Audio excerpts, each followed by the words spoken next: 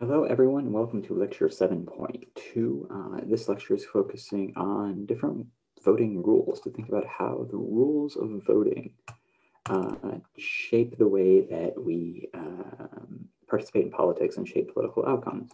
So I want to first talk about the relationship between voting rules and polarization, and thinking about how whether ranked choice voting might be an alternative voting scheme that we should adopt in this country. So in your reading for this week, one of your readings for this week from the political scientist Lee Drutman, he argues that what we end up having is this relationship between the hyperpolarization, hyperpartisanship, and voting regulations that reinforce each other. He calls this doom loop partisanship.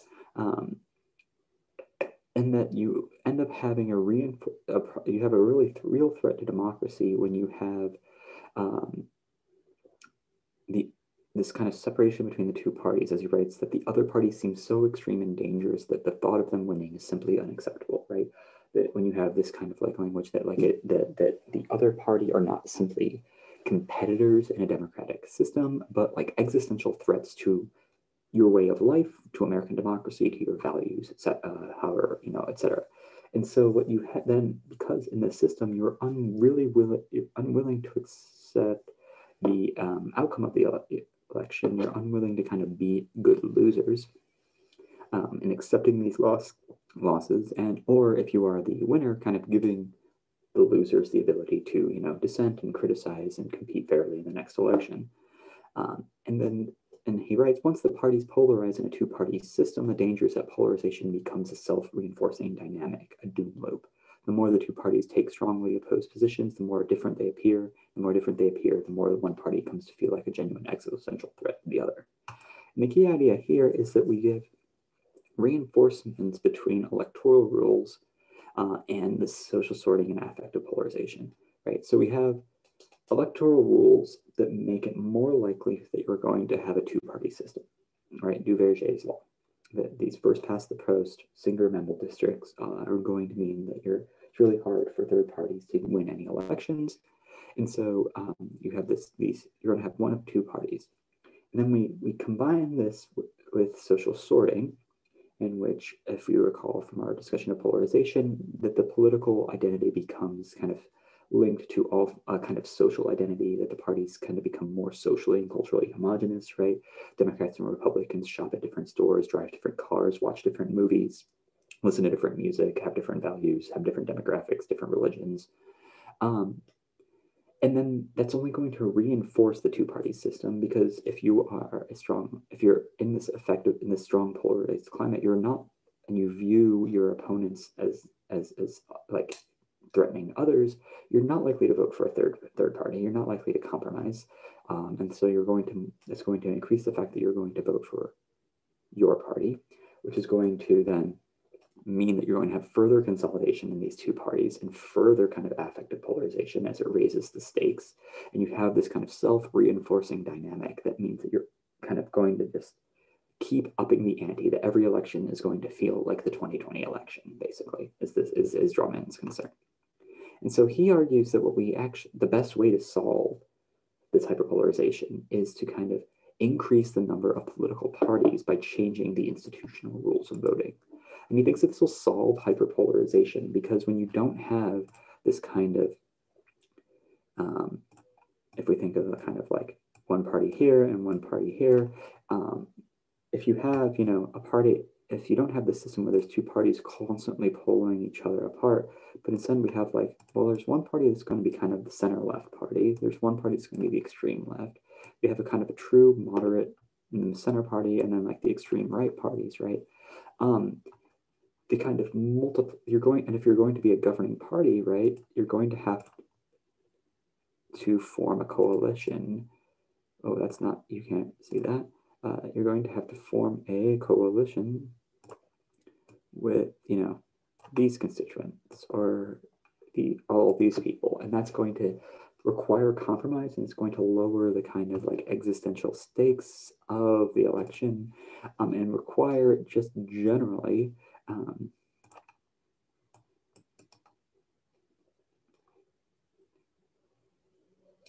and it's going to require different kind of compromises, coordination across different lines of polarization. And it's also going to just lower the kind of tendency to group off into two extremes, because you're going to have like multiple poles. You're not going to have like kind of extreme pulling on each other, but you're going to have different counterbalancing poles. The idea here is that if we have multiple parties, in order to have an effective government, right, because no single party is going to have effective turn enough to win a majority, it's going to lead to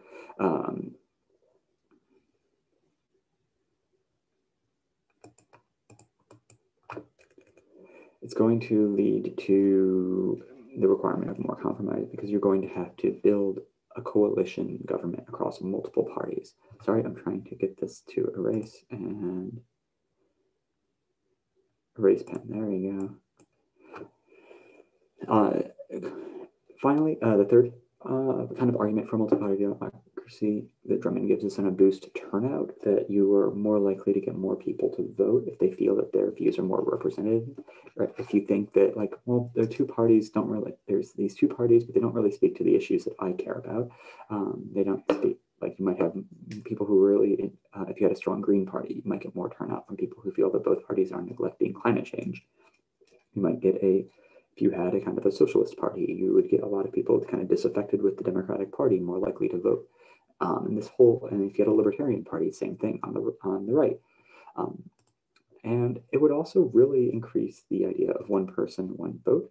Drummond argues, because you wouldn't have this system where you have, because of the electoral rules, certain districts that are just basically, your vote is wasted and meaningless, because it's never going to be not a Republican seat, or never going to be not a Democratic seat. That if you have a more competitive multi-party democracy, everyone's vote is going to count, because every seat is going to be more competitive. And finally, he thinks that this can actually be better in line with what the founders kind of envisioned for the American Republic. That they were very concerned about the tyranny of the majority, and they were very concerned about the rise of factions, and that if you have a multi-party democracy, you're not going to have these extreme factions kind of tearing apart the country, or you're not going to have a system in which the kind of majority parties are really neglecting the views of the minority, like ideological minorities. So he recommends that we embrace something called ranked choice voting. And let me stop the screen share for 1 second so I can optimize for video share.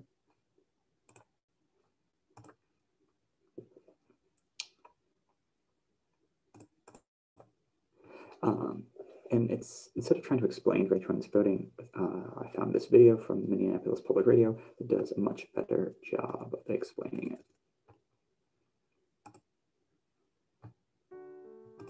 Pick your favorite color. The ranked choice voting way. Instead of voting for just one color, you get to rank your top 3. Well, purple is the best, but if I can't have purple, I want blue. And if neither of those wins, I guess I can live with orange. Now, let's count up everybody's votes. Under ranked choice voting rules, it's not enough just to get the most votes. You need a majority. More than 50% of the votes. Purple's ahead, but it has only 7 votes. It needs at least 11 to win. So we eliminate the color in last place. Sorry, Orange fans, we're going to your second choice. 2 more for green. 1 for purple. But no color has 11 votes yet. Still no majority. Bye-bye, blue. 1 more for purple. 4 for green. And we have a winner. The ranked choice voting way. So the key idea here is that it's not both that you need a majority of votes, not just a plurality of votes, and that you would kind of systematically go down by eliminating the candidate with the fewest number of votes and going to their second choices. And then those second choice votes get added to the first choice votes, and then the third choice votes once you eliminate another candidate who is who is the lowest of the totals. And the idea here is that because you're not just competing for people's first choice votes, but also their second choice votes. You're going to appeal to a broader coalition. It's also going to give some people, some candidates, especially third parties, who might not have more of a chance because they might be someone's second or third choice vote. And that could end this like instant runoff, which is what ranked choice voting is also often called, that you might end up with different kind of outcomes, that you might end up with the third party candidate really being able to win on the second ballot because there are lots of people's second choice. And that, Drummond argues, is going to create more likely to have something closer to a proportional representation system with multiple parties. He actually in the article argues that we should have multi-member districts, and so you would have multiple members of Congress representing each district. So you would shift it so that you would do elections at this kind of House of Representatives at the state level, and you would kind of say, and you would just kind of eliminate candidates in the same way, but you would have multiple winners rather than just one winner. And then you would have more kind of party representation based on the proportion of the votes that they get. So if the Green Party in the state of California gets 10% of the votes, then they're going to get 10% of the state delegation, right? And so you could create a more multi-party democracy here. And he describes it in the article. We might see at least two parties running candidates on the left, one represented perhaps by Senator Bernie Sanders, another represented by Vice President Joe Biden, and at least two parties running candidates on the right, one represented by President Trump, another represented by former Governor John Kasich, another more centrist Republican. We might see more candidates too. With ranked choice voting, candidates would reach out to other supporters, promising broad coalitions in exchange for second choice preferences, right? So like Sanders is going to like appeal to the Biden voters as their second choice, or Biden vote is going to appeal to the Kasich voters as their second choice. You might even have like Trump trying to appeal to Sanders voters' second choice and vice versa. And that's going to kind of hopefully deflate the type of hyper-partisanship we see. And my screen sharing disappeared. Weird. Other proposed reforms to voting are less about the voting rules and more about the process. So there's proposals for compulsory voting, where you would fine people for failing to turn in a ballot. This would, boost turnout, but it would also raise questions about, like, is that actually a good way to have free elections? There's proposals for a voting holiday. You would turn election day into a federal holiday, make it easier to people to get to polls. More people would have the day off, right? Or universal vote by mail. Everyone would receive a ballot in the mail that they could, before the election, they could drop it off at a polling place, or they could put in the mail. They wouldn't have to wait in line at the polls. They could vote when it's convenient for them. They could vote with easy access to their computer or research materials, so they can make a more informed vote.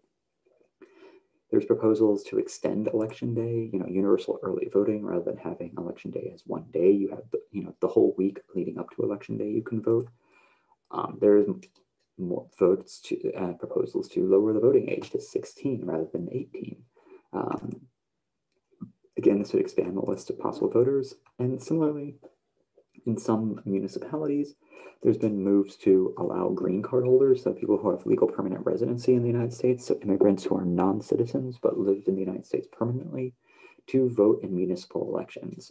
That because they are bound by the same laws, they should have some say in those laws. All of these, more or less, the goal is to kind of expand the number of people voting and increase voter turnout, with the goal of increasing democratic, representation and outcomes. But it's important to think about the politics of voting reform.